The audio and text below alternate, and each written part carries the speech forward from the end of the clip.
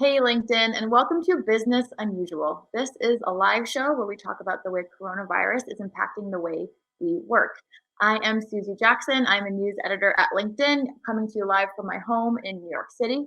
On the show today, as we're chatting with a couple of great guests, I want to hear from you. You are a big part of this show, this community. You're a guest just as much as everyone we're going to be bringing on today. I want you to be talking to me in the comments. Tell me hello, tell me where you are, tell me what you're thinking, how you're doing. Use the hashtag business unusual as you post to LinkedIn and talk to each other. Come on and join us. I want to talk today about isolation. Some of us are feeling pretty lonely these days. We're practicing social distancing, or at least I hope you are. If you're joining us now, maybe you also are working from your home. While we're chatting, and we're going to pull up a video. We had someone on LinkedIn show us what it's like for him to be working from home. This is coming from Andrew. He is telling us that he's already feeling the isolation. Andrew is an extrovert, and as we can see in a moment when the video starts, it's hard for an extrovert to be in this situation right now. This is someone who gets a lot of energy out of being in the office, about being around people. He says it really charges his battery, that being alone drains his battery. So Andrew shared with us this time-lapse video of what it is like for him to be working from home. As you can see, he's all by himself. He's actually touching his face a lot too, which I know we're not supposed to do, but gosh, isn't that hard when you're sitting at your computer not to kind of find your hand wandering up to your cheek. We already see Lexi and Chad coming into the stream. We see Christina, Beth, hello. Thank you for joining us. This is my 4th week working from home. My house is pretty full. I have a husband who's also working full time and 2 very small, very active children. But I know that that is not the case for everyone. We are all dealing with this unprecedented time together, but I think it looks very different depending on where you happen to be sheltering in place, where you happen to be working from home. I have this full house, but other people, maybe they're completely alone. Maybe they don't even have a roommate. It's a real solitary time to be spending this much extended time, not being able to interact with the real world in the regular ways that you're used to, that as Andrew says, really charge your battery. We're going to be talking about ways to deal with that in the show today. We're going to be talking about ways that you can help yourself and help other people through this time. We have a couple of great guests. In a moment, we'll hear from Dr. Vivek Murthy. He was the 19th Surgeon General of the United States. He has written a book about loneliness, so really appropriate topic right now. We'll also hear from Dr. Rick Hanson. He is a senior fellow at the UC Berkeley Greater Good Science Center, and he's going to be joining us later in the show to talk about some of the ways that we can cope, some things that we can do to help ourselves and again help others. If you are just joining us now, I'm Susie Jackson. This is Business Unusual. It's a show where we talk about the way coronavirus is impacting the way we work. We've been hearing directly from members on LinkedIn about this feeling of isolation. We saw that video from Andrew a moment ago. And I wanted to pull up a few more comments so that we can all take a look at what different people are feeling, what they're coming to LinkedIn to talk about. The first is from Matali. She says that she sees very few posts, almost none even, about what it is like for someone like her who is home alone. I mentioned I'm home with all these kids and this chaos, but she's someone who is sitting at home pretty quietly, pretty solitarily. She says it's really hard to be isolated for so long. Similar sentiment from Avraham says, I realize that working from home is saving many of our jobs, but on the other hand, after this, I hope to never work from home again. I appreciate the interaction in the office, the flow, going out for lunch, asking questions face to face. We are all in this together and stay strong. Being in this together is something we talk about a lot on this show. We have Avraham and Vitaly both bravely sharing those feelings of loneliness. In a lot of the Slack chats and emails that I have with colleagues at work, in the beginning of all this, I remember wondering, is everyone else feeling as anxious as I am about this? Because everyone was putting on a really brave face. And I think it can be hard to be vulnerable and to say, I'm feeling lonely, I'm feeling anxious. So really glad to see people feeling comfortable coming to LinkedIn, coming to the show to talk about it today. So get in the comments, tell each other, how are you doing? How are you feeling? Check in with each other on this show and in life in general. I want to bring up one more comment from Tessa. This is a member. She said she was out for a drive the other day and she felt really anxious seeing cruise ships in the bay near her home as she watches all these COVID-19 events unfold. She feels isolated from her team. She feels panicked about getting groceries, distant from the people she cares about. She wants you to know, I want you to know, if you feel this way, you are not alone. To take a look more closely at that sense of being alone, I think it's a great time to bring in our first guest. Like as I mentioned, Dr. Vivek Murthy was the 19th Surgeon General of the United States. He has a new book coming out soon called Together: The Healing Power of Human Connection in a Sometimes Lonely World. Dr. Murthy, thank you so much for joining us today. Well, I'm glad to be with you, Susie. Thanks for having me. I think it's so important to talk about this topic right now. I know that you didn't write this book with coronavirus in mind, but it couldn't be coming at a more perfect time. Loneliness has become a prominent issue in this time of coronavirus, but I know that you've been looking at this issue for a while, and that early in your tenure as Surgeon General, you went on a listening tour of the U.S. Can you tell me a little bit about that? Because I know something surprised you. It wasn't just the obvious stuff of the opioid epidemic or obesity. Tell me more about what you found during that tour. Well, Susie, when I began my tenure as Surgeon General, I spent time traveling to communities all across the country, from fishing villages in Alaska to small towns in the Midwest to big cities on the coasts. And went to talk to people about what was on their minds. I wanted to know what I could do to help. And I heard stories that were not unexpected about opioid addiction, about alcoholism, people's struggles with obesity and violence in their neighborhoods. But what I was surprised by was that behind many of these stories were threads of loneliness. And people would say things to me like, I feel like I'm all alone having to deal with these problems, or I feel like I'm invisible. I feel like if I disappeared tomorrow, nobody would even care. And I heard this from adults, from children, from people who were older and younger. And it helped me realize that the issue of loneliness is far more common than I had thought.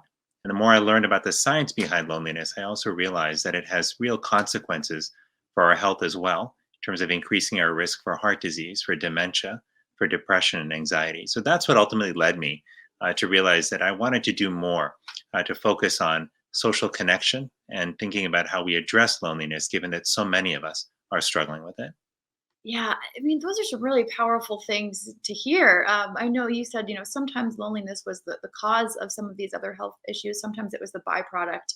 Um, you talked about there's sometimes a shame in expressing that you're hearing it from everyone, but it's not necessarily the first thing out of their mouths. They're not necessarily aware that it's loneliness that's causing them to feel this way. Can you talk about the shame, as you wrote, is associated with that before this coronavirus epidemic, and now that we're in it? How is that shifting? How should it be shifting? How should we be thinking about and talking about it and reaching out? Yeah, there is an unfortunate stigma around loneliness that makes people feel that if they admit that they're lonely, that somehow that's like saying they're unlikable or unlovable. And I know this firsthand because I have myself struggled with loneliness a lot throughout life, including when I was in elementary school and felt that sinking pit in my stomach every time my parents came and dropped me off at school because I was just worried about making friends, about whether or not I would have someone to sit with in the cafeteria, every day at lunchtime.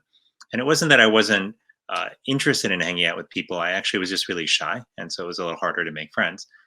But for one reason or another, a lot of people struggle with loneliness throughout their lives. It's really, really common. And in fact, if you look at the statistics around it, more than 1 in 5 adults in the United States struggles with loneliness. That's more than the number of adults who have diabetes or who even smoke. What's interesting is that in this time of COVID-19, when we're trying to figure out how to best deal with this new coronavirus, we're all being asked to physically distance ourselves from each other. And that can be really tough. It's turned our lives upside down. It's made it hard to go to work. Our kids aren't going to school. We're not seeing friends and neighbors the way we used to.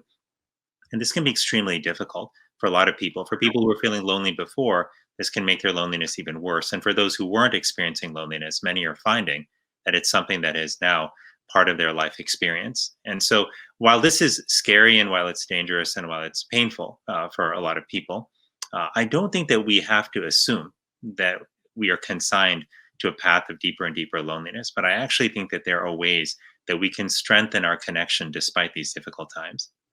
That's good to hear. I want to jump over the stream for a moment because Elizabeth is saying something similar. She's saying that we are social creatures. Elizabeth says she is anti-social distancing, pro-physical distancing, and I think the distinction there is important and dovetails with what you're saying.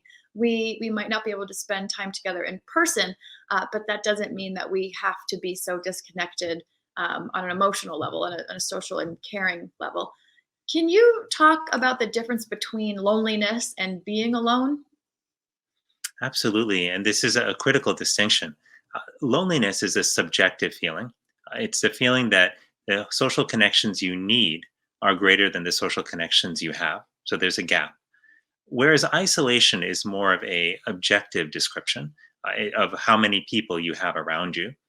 Now, the truth is, because loneliness is subjective, I could only have a couple of people around me and feel quite content, or I could have hundreds of people around me and feel somewhat lonely. It's really dependent on the quality of the connections you have. And the highest quality social connections are the ones where you can show up fully as yourself, where you don't have to hold back who you are and where the other person can do the same. And so this is important to recognize because when we look at young people in particular, we look at Gen Z, we look at millennials, and we think, hey, they're so connected by technology that there's no way that they could be lonely. They always seem to be perhaps on a social media platform or texting with their friends or engaged in some other way. But that's deceptive because as I've talked to young people in high schools and colleges all across the country, one of the most common messages I've heard is that they are struggling with loneliness, and the relationships that sometimes that are fostered online aren't always the kind of high quality relationships where they feel like they can fully be themselves. Yeah, the quality point I think is so important. It reminds me of a book that came out 8 or so years ago by an MIT professor named Sherry Turkle called Alone Together. And it was one of the first times I can remember someone examining that we are so connected, that there are more ways than ever to connect with people, but that the quality might not be there. It might not be the thing that's actually going to fill you up and soothe you because it's kind of a lower quality connection. Looking at the stream for a moment, we have Katie who is telling us that she's actually loving the aloneness. She says she can't escape some of the feelings that stir up, so she's forced to face them. And she finds this to be an extraordinary moment of transformation for her. Talk to me a little bit about that. What are the opportunities here in transformation about in increasing the quality of our connections and how that might extend beyond this time of the virus? Well, I think that this is undoubtedly a time of great upheaval. And historically, times of major change are opportunities for us to step back and take stock of our lives and understand whether our stated priorities are consistent with our lived priorities. Now, think about this for a moment. If we went to any street corner in America and we stopped 100 people and we asked them what their top two or three priorities are, I almost guarantee you that people would be at the top of their list. It might be their child, might be their spouse, it might be their mother or father or a sibling. So we know that at an intrinsic level that our relationships really matter. But if you look at how our lives are structured, and if you look at what society defines as success, it's often not relationships. It's often related to our work. And in fact, success in modern life is usually defined as the acquisition of wealth, power, or reputation, or all three. And relationships often get edged out as we pursue those goals. This is not the fault of any one individual. This is the social forces and the society in which we live. But this moment, where everything is turned upside down, is an opportunity for us to refocus on relationships in our life, to think about what role we want our relationships to play and how high a priority we want them to be in terms of where we put our energy, our focus, and our time. And I think that there are some simple steps that we can take right now in order to make sure that this period does not increase our social distance from other people, even though it may be increasing our physical distance. So, number one, I think we can make sure that every day that we're spending at least 15 minutes talking to or writing to someone that we love. Ideally, you would do this over a video conference so you can see their face and hear their voice. But second, we can also focus on the quality of the connection that we have with them. You may not have a huge amount of time to invest, in relationships or in talking to people, and I get that everyone's lives are complicated and they're busy. But one thing we can do is we can improve the quality of time by reducing the amount of distraction when we talk to other people. it's really common for people to be multitasking when they're catching up with a friend. I know I've done this, I'm not proud to say, but to be talking on the phone, but also scrolling through your social media feed and refreshing your inbox and Googling something that you had a question about. These are things that we all do, all the time. But what you'll find is that 5 minutes of focused time with a friend or a family member where you're deeply listening to them and openly sharing with them can be far more rich than 30 minutes or an hour of distracted time. So, those are two simple ways 15 minutes a day and reducing distraction in our time with people that we can deepen our connection with people, even despite the physical distancing that we have to observe. That's great. I mean, a 5-minute solution, I think, for anything is appealing to people in our always on culture, even if we are all on kind of a pause at the moment. I wanted to mention a few people in the stream who are echoing what you're saying. Jessie says she wonders if we better address loneliness if we focus less on our individual experience of it and more on how we can reach out and better help and listen to others. Olga, as if in response, has said that she's made the choice to reach out to friends and family on social media to check in with them every couple of days. So that's good. We can see this happening in practice. People are reaching out. They're making connections with people. I know I'm in touch with people. I think that I keep hearing this with people I haven't seen in forever. You're talking to college friends. You're talking to maybe the neighbor you grew up across the street from. I am Susie Jackson. This is Business Unusual. If you're just joining us now, we're talking about the way coronavirus is impacting the way we work. I have one more question for Vivek Murthy, Dr. Vivek Murthy, pardon me, the former Surgeon General of the United States. Vivek, I saw you out in the world talking about something you're calling the social recession. You're cautioning us against that. Can you explain that and tell us what we should be on the lookout for? Well, I think, Susie, during this time of physical distancing, if we're not careful about how we manage our relationships, we run the risk of creating a social recession, which is a further increase in loneliness the longer we go without the social contact that we need. And there's been a lot of talk about the direct health impact of COVID 19, a lot of talk about the economic impact in terms of an economic recession. And these are both really important. But I think that we also have to be mindful of the social impact. And that's why I'm concerned about how we prevent a social recession. But I think that we can, in fact, emerge from this in a better place if we are intentional about how we build our connections with other people, and in some cases, keep and strengthen our connections with people that we love. So spending 15 minutes a day in contact with somebody that we love, making sure that is high quality time, these two things help. But there are two other things I would suggest. I think that could be really useful too. One of them is service. It turns out that one of the most powerful antidotes to loneliness is helping other people. When we help other people, we not only build an instant connection with them, that's really positive, but we also reaffirm to ourselves that we have value to bring to the world. And that feels good as well. And finally, solitude. Many people in this moment are feeling like they either have too much solitude or maybe they don't have enough time to themselves if they're trying to telework and homeschool their kids at the same time and take care of elderly parents. But what I have found is in this moment, we all need just a few moments a day, whether it's 2 minutes or 5 minutes, to just let the noise settle around us, to breathe, and to feel the peace that we all have inside of us, even if the world is going crazy around us. And we could spend those 2 minutes or 3 minutes or 5 minutes just being outside and feeling the wind against our face. We could use it to meditate. We could use it to think about 3 things that we're grateful for, in our life. Whatever we do and however we use that time, that moment of solitude and peace is really important for anchoring us. So let's just remember that while this is a time of extraordinary upheaval, while our social ties are being tested, if we intentionally focus on strengthening our connections with others, we can emerge from this very trying time less lonely, more connected, and I believe ultimately more fulfilled than when all of this began. That's great, Dr. Murthy. Thank you so much for joining us. Thank you for finishing on that silver lining. I really appreciate the time that you spent with us today. Thank you, Susie. Great to be with you. Great. Take care. That was Dr. Vivek Murthy. He was the 19th Surgeon General of the United States. I'm Susie Jackson. This is Business Unusual. It is a show where we are talking about coronavirus and the way it's impacting the way we work. Dr. Murthy was just talking to us about loneliness and what we can do to overcome that feeling. I wanted to shine a little bright light on a quick share from a member on LinkedIn. I'll give a moment for that to come up. This is Serena. She wants to remind us that pets, especially dogs and cats, have been known to reduce stress, anxiety, depression, and loneliness.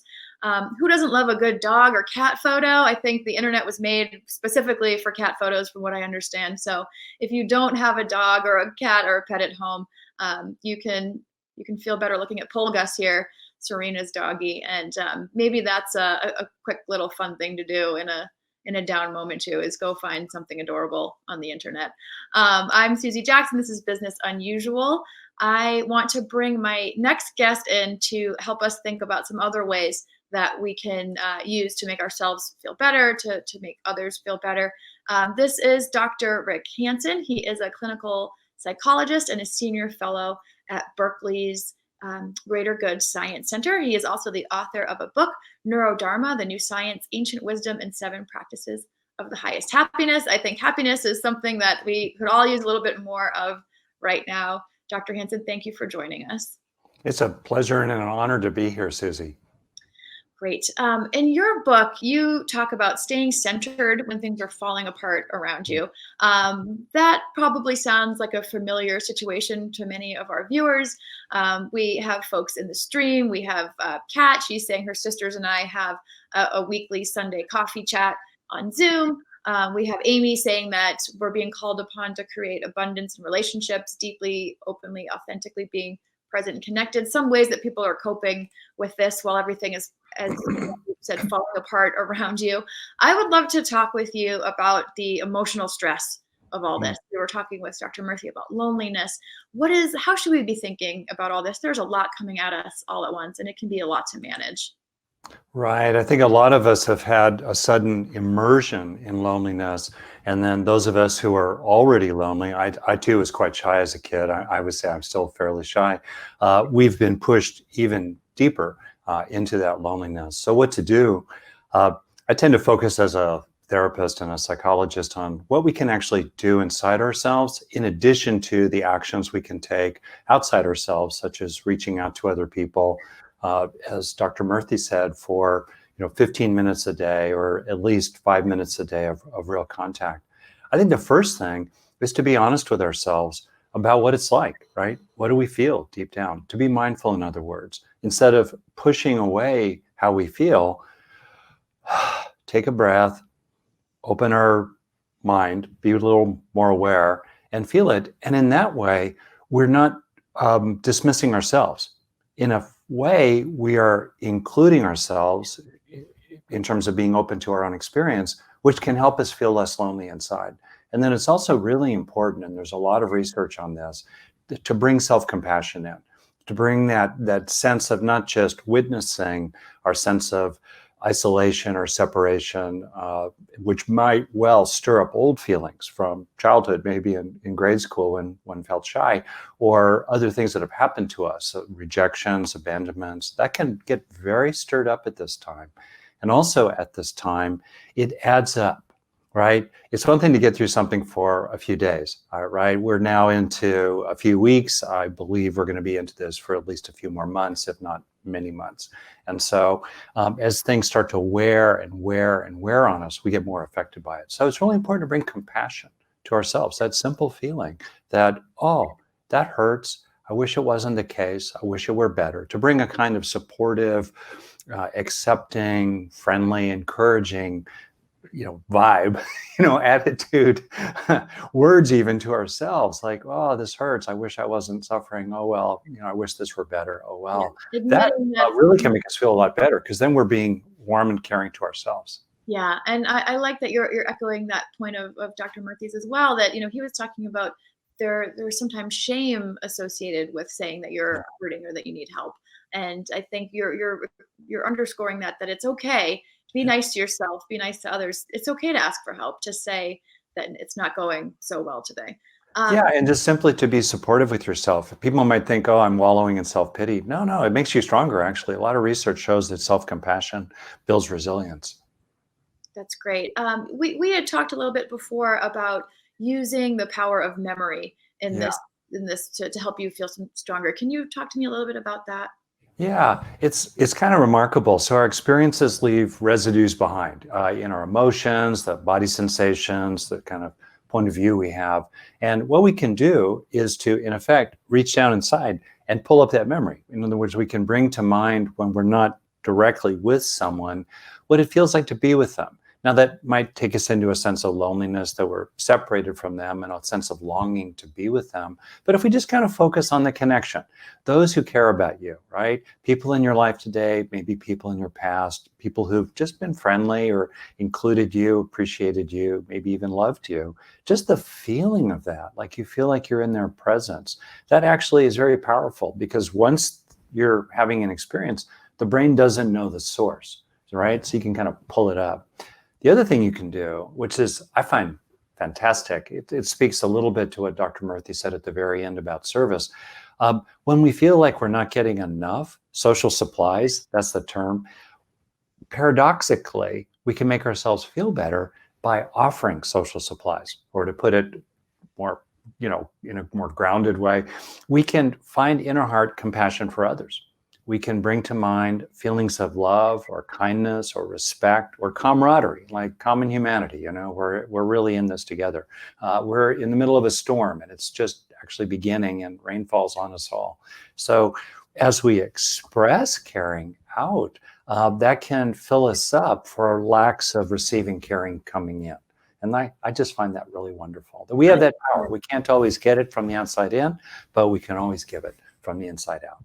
I love that. And we're hearing this dream about people reaching out to others, wondering what they can do. And I think that going both ways is really nice, reaching out to others, but also tuning into those feelings of being cared about by those people. So you can both think, as you said, inside yourself about those good feelings, reach out to others, but also kind of get something out of that yourself in the calm sense you have of being reminded that you are cared for as you Yeah. are caring for others in whatever ways that you can do this at a social distance, physical And, distance. and I would really strongly suggest as well, and this goes to a term called positive neuroplasticity. It's this idea that we can help our experiences to have the maximum impact on us in beneficial ways. We can kind of marinate in them, savor them, if that word fits, just let them really sink in. I call it taking in the good.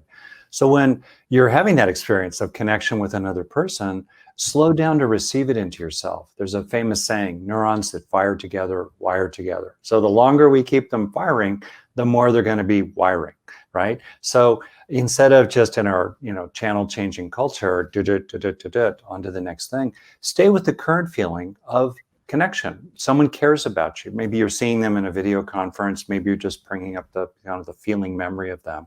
But when you're having that experience, stay with it for a breath or longer. Feel it in your body. Focus on what feels good about it. You literally are then hardwiring social experiences into your nervous system so that increasingly you feel kind of filled up from the inside out already. And you're taking all those people who care about you. I call it a caring committee inside yourself, have different characters, right? But that caring committee inside yourself, if you slow down to take in the good, you literally can build up the neural substrate in effect over time of feeling much more connected and much less lonely. That's great. I want to convene the caring committee right now. You talked about breathing. Is there anything that we can do? Could we do a little exercise right now? What's a quick breathing exercise we can do to remind ourselves to stay grounded, to convene the caring committee and Oh to yeah, tune out that's distractions? great. Let's It's funny, look like who's on your caring committee? I have like the fairy godmother from Sleeping Beauty. I have a tough but fair football coach. I've done a lot of rock climbing. I've got my guides in there. My wife's in there. Gandalf. They're all in there, right? And they have different roles to play. Well, it's great. 3 breaths. We can do it together. I'll do it with you. So it's really simple. First breath, just be aware of your body and just a sense of your body as a whole. Should I close my eyes? Eyes open or closed, sense of your body as a whole, your chest as a whole, your torso as a whole, your body as a whole as you inhale and exhale. One simple breath. If you want a little bonus and for calming, extend the exhalation. That naturally slows the heart rate and calms us down.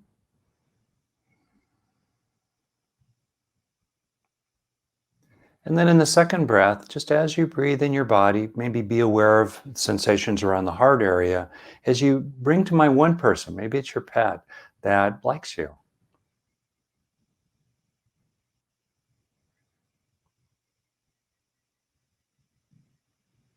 It's like you're receiving liking, friendliness, support coming in with the second breath.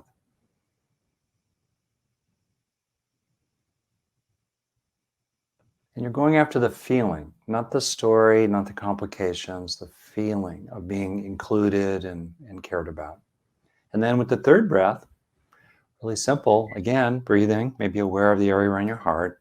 Call up a sense of people you care about. They might be the same person, and focus on sort of like love or liking or friendliness or respect flowing out of you toward them with the third breath.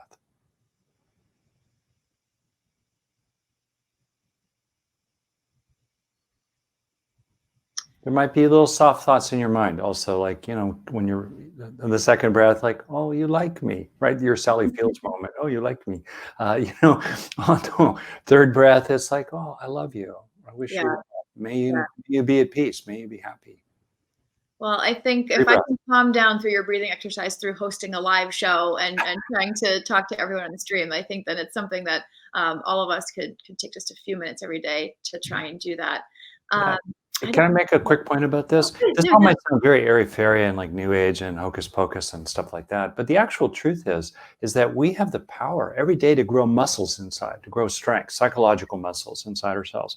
And I think one thing that's happened with this COVID-19 period is that all kinds of external props and scaffolding, and support has been just stripped away. And when the storm comes, what we're really left with is what's inside ourselves.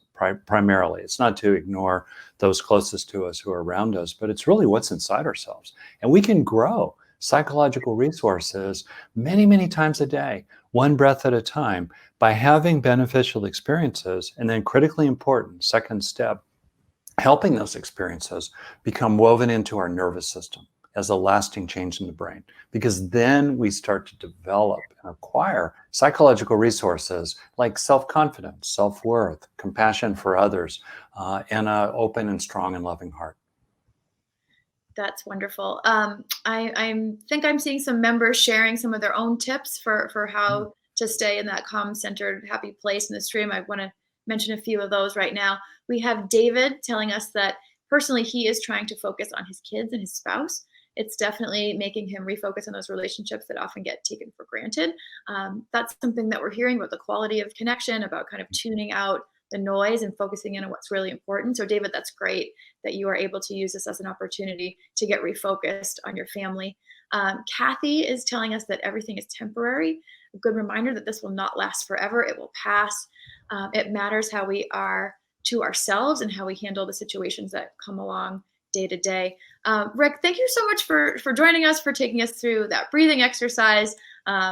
I hope some people did it along with us, or if they weren't able to because they were typing furiously in the comments, that they can do so afterwards, because I found that really helpful, and I'm going to try to remember to do that Yeah. as much as I can. Thank you so much for coming and being with us today. Oh, it was great. And I wish people well. And I think you're exactly right. This storm will eventually pass and we'll look back. And I think the way to be, is stay safe today and act in a way that when you look back on it, you'll feel like, yeah, okay, I did the best I could. Yeah, some compassion, some grace for all of us, for each other, and for this situation. Thank you. Yeah. Great. That was Dr. Rick Hanson of Berkeley's Greater Good Science Center. He was joining us with some breathing tips, some methods for just staying centered, for staying calm, calming our nerves throughout all of this. Thank you for joining me on the stream today. Your comments have been so great. I want to tell you quickly about a bonus episode of LinkedIn's podcast, Hello Monday, hosted by my colleague, Jessie Hempel. It's going to drop tomorrow. That's Thursday. She is going to be talking to Nancy Lublin, who is the founder of the Crisis Text Line.